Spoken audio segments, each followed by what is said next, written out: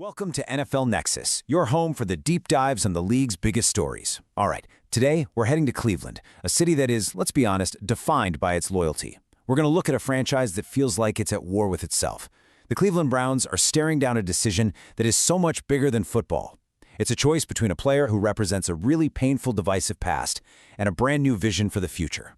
You see, this isn't just about who's starting at quarterback. This is about the very soul of a team and the community that lives and breathes with it.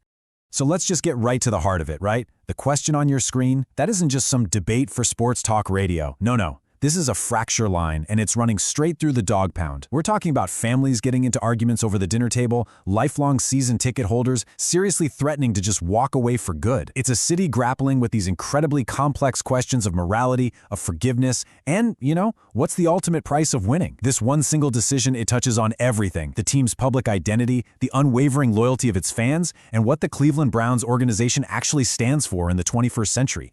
So before we can even begin to talk about blueprints for the future, we have to deal with the ghost that's still haunting the building. And in Cleveland, that ghost has a name: Deshaun Watson. His presence on the roster, that historic contract he signed, and all the circumstances around his arrival, it is still the single most defining and deeply dividing issue this franchise has faced in modern memory. It's a shadow, and it looms over every single decision the team makes. This quote here from Barry McBride of the Orange and Brown Report, man, it cuts right to the bone. To really get the weight of this, you have to understand Cleveland. This is a city that is known for its almost irrational loyalty to its team.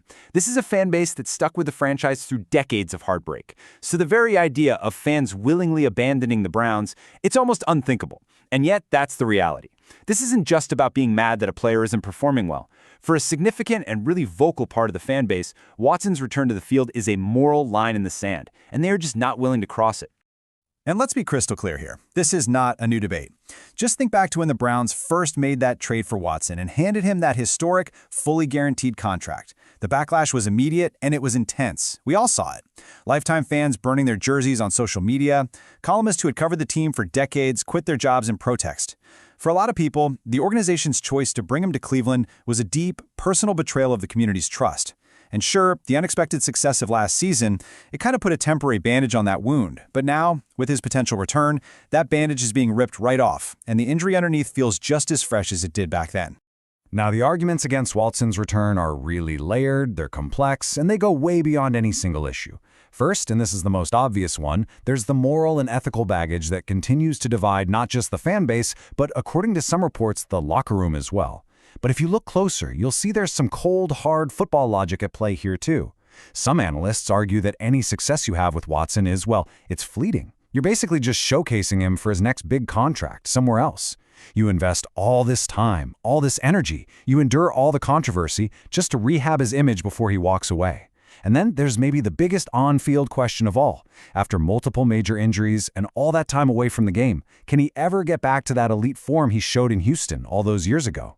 For a lot of fans and critics, the mix of moral compromise and strategic risk is it's too much to bear. They're just ready to turn the page. And this is where the story gets really fascinating.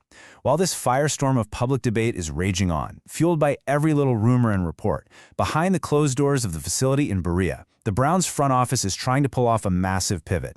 They are actively trying to build a completely new future for the team, an identity so strong and so clear in its values that they hope it can just rise above all the controversy. They're trying to create a winning culture that's sustainable no matter who is under center. The architect of this new vision? That would be the team's new head coach, Todd Monken. He was hired to bring stability and a clear direction after years of turnover. And Monken arrived in Cleveland with more than just a playbook full of X's and O's. He came with a detailed, philosophical blueprint for how to build a winning organization from the inside out. He's not just looking to change the team's record. He wants to change its very DNA. This quote is so much more than just coach speak. It's a direct statement of intent. You have to understand, for a franchise that has, for years, been plagued by rumors of internal power struggles between coaches, GMs, even analytics departments, that phrase, connected at the hip, that is a declaration of alignment. Monken is signaling that the era of conflicting agendas and back-channeling is over. There is one plan, one singular vision, and it's shared from the owner's box all the way down to the general manager's office.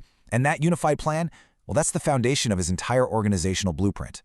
So what is this Monken blueprint? What does it actually involve? Well, it's not about some revolutionary new plays or some complex, exotic offensive scheme. Nope. Instead, Monken's vision is built on a really simple but incredibly powerful foundation: people. He's identified 3 core pillars for building a championship-caliber team, and they all come down to finding and empowering the right individuals, from the top of the coaching staff to the very bottom of the roster. When you look at these 3 pillars, you can see a strategy is all about creating a consistent cultural DNA that seeps into every single level of the organization. It's a holistic view of team building. See, it's not enough to have talented players if the coaching staff isn't on the same page with the message. And it's not enough to have a great head coach if the assistant coaches aren't reinforcing those same standards every single day in practice. For Monken, culture isn't just some poster on the wall, it's a living, breathing standard that starts with his very first hire and extends all the way to the last player on the practice squad. Okay, let's start with his staff. When he was searching for a defensive coordinator, Monken's top priority wasn't finding a clone of himself or someone who ran the exact same system he was used to. The key word was adaptability. I mean, think about it. The Browns already have a top-tier, championship-level defense. If a new coach comes in with a massive ego, trying to tear it all down just to install his system, you could destroy that chemistry and effectiveness. Instead, Monken looked for a leader who was smart enough to see what works, humble enough to build on it, and creative enough to put their own unique spin on it. It's a philosophy of evolution, not revolution, and that's a sign of secure, intelligent leadership. In this same philosophy, prioritizing character and mindset over everything else, it extends directly to getting players. For Monken, the most important traits a prospect can have can't be measured with a stopwatch at the combine or a vertical leap at a pro day. He's asking his scouts to look beyond the physical gifts and find what he calls the non-negotiables: a genuine, deep-seated love for the game, a fierce competitive streak, and an insatiable, unquestionable desire to work. He's not just collecting talent, he's building a team of grinders. This creates this powerful and honestly beautifully simple filter for the entire personnel department. As Monken himself put it, if they don't like to work, they are not going to like it here. That one single statement, that becomes the team's new mantra. So in practice, what does that mean? It means that a supremely talented 5-star player with a reputation for taking plays off or being difficult to coach, well, he might get knocked down their draft board or maybe taken off it completely. And at the same time, a less heralded prospect with a relentless motor and a reputation for being a great teammate could get a very serious look. It's a clear signal being sent to the rest of the league: talent alone is not enough to be a Cleveland Brown anymore. And finally, he applies this exact same demanding standard to his own coaching staff. Intelligence and integrity. Those are the baseline. That's just the price of admission. But the defining trait he's looking for is radical accountability. I mean, in the pressure cooker of the NFL, mistakes are inevitable. Losses will happen. Things will go wrong. Monken is building a staff whose first instinct isn't to point fingers, not to leak to the media, not to make excuses, but to collectively own it and work like hell to fix it.